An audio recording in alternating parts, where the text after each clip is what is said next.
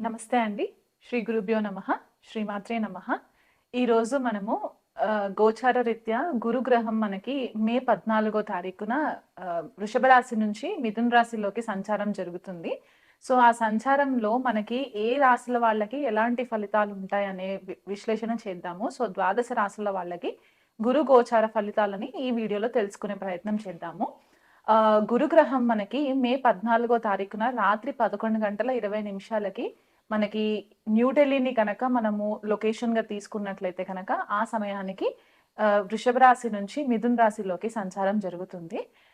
మే 14 తారీఖు నుంచి కూడా అక్టోబర్ 18 తారీఖు వరకు కూడా మిథున రాశిలో సంచారం జరిగి 18 తారీఖు అక్టోబర్ లో కర్కాటక రాశిలోకి వక్రగతిలో ట్రాన్సిషన్ జరుగుతుందన్నమాట.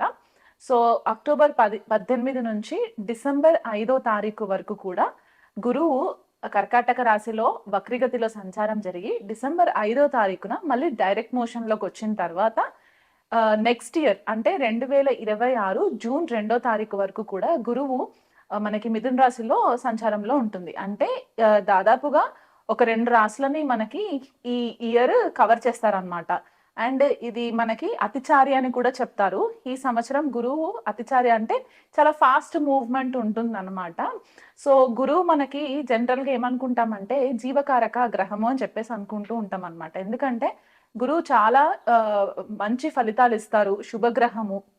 మనకి ఏ ఆస్పీషియస్ ఫంక్షన్స్ చేసుకోవాలనుకున్నా కూడా గురుబలం చూసిన తర్వాతే మనము క్యాలిక్యులేషన్స్‌లోకి తీసుకునే ప్రయత్నం చేస్తూ ఉంటామన్నమాట. జీవకారక అంటే మనకి ఏదైతే ఆక్సిజన్ మనకి సప్లై అవుతుందో దీనికి గురువే కారణం అవుతారు.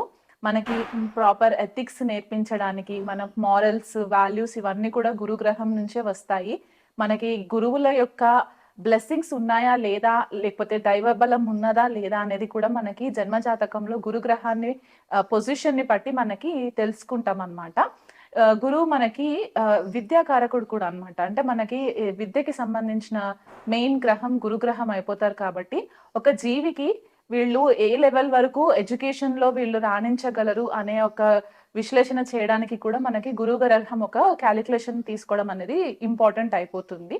అది కాకుండా పుత్రకారకుడు. అంటే మనకి పిల్లల కోసం మనం ఏదైతే మెయిన్ గ్రహాన్ని చూస్తామో గురువుని మనము కన్సిడరేషన్‌లోకి తీసుకుంటాము. కొన్ని క్లాసిక్స్ మనకేం చెప్తాయంటే ధనకారకుడు కూడా గురువు అని చెప్తూ ఉంటారు.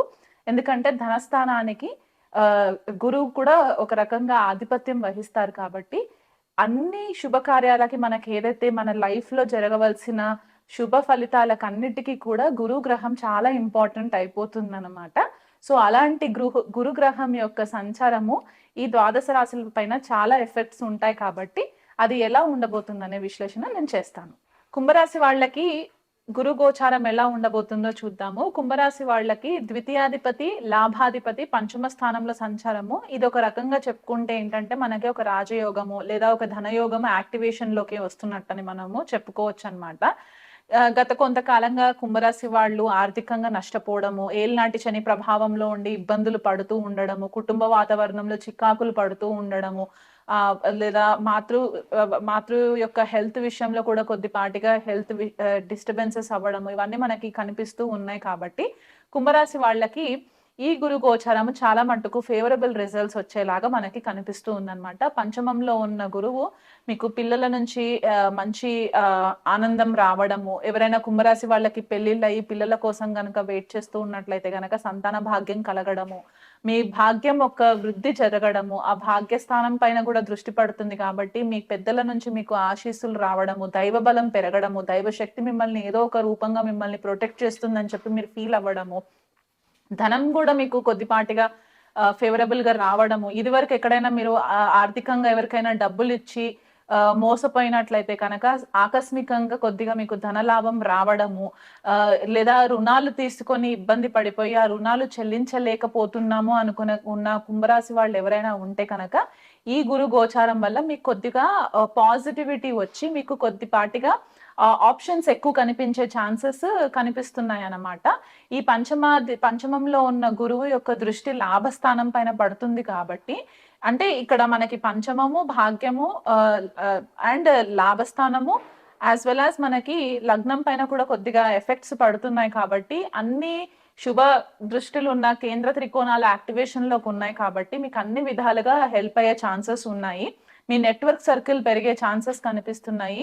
మీకు మీ మాటకి విలువ పెరుగుతుంది. మీరేదైతే క్రియేటివ్ స్కిల్స్ ఉన్నాయో, ఆ క్రియేటివ్ స్కిల్స్‌ని యూజ్ చేసుకుంటూ మీ సోషల్ సర్కిల్‌లో ఒక టీమ్ బిల్డింగ్ కొలాబరేషన్స్ చేసుకోవడానికి కూడా మీకు మంచి ఫేవరబుల్ రిజల్ట్స్ కుంభరాశి వాళ్ళకి కనిపిస్తూ ఉన్నాయి కాబట్టి, ఈ గురు యొక్క ఫేవరబుల్ రిజల్ట్స్‌ని ఇంకా బెటర్‌గా ఎంజాయ్ చేయడానికి, మీకు ఫేవరబుల్‌గా ఉండడానికి గనక దగ్గరలో ఉన్న దత్తాత్రేయ స్వామి టెంపుల్ కానివ్వండి, దక్షిణామూర్తి టెంపుల్ కానివ్వండి, మీరు వెళ్ళి రెగ్యులర్‌గా 16 ప్రదక్షిణాలు తిరిగినట్లయితే గనక మీకు చాలా మంచి రిజల్ట్స్ వస్తాయి. గుడ్డిగా ఎవరిని నమ్మకండి. ఎందుకంటే ఇంకా ఏలినాటి శని ప్రభావంలో ఉన్నారు కాబట్టి, గురువు ఈ సంవత్సరం అంతా కూడా మీకు ఫేవరబుల్ రిజల్ట్స్ ఇస్తారు కాబట్టి, కొద్దిపాటిగా మీకు కొద్దిగా రిలీఫ్ ఉంటుంది. ఖచ్చితంగా రిలీఫ్ ఉంటుంది. ఇబ్బంది పడాల్సిన పని లేదు. అండ్ ఇంకా మీకు ఫేవరబుల్‌గా ఉండాలనుకుంటే గనక ఆవున ఈ దీపం పెట్టుకోవడం రెగ్యులర్‌గా, గోవుకు గ్రాసం తినిపించడము, ఇలాంటివి చేసుకున్నట్లయితే కనుక మీకు బావుంటుంది.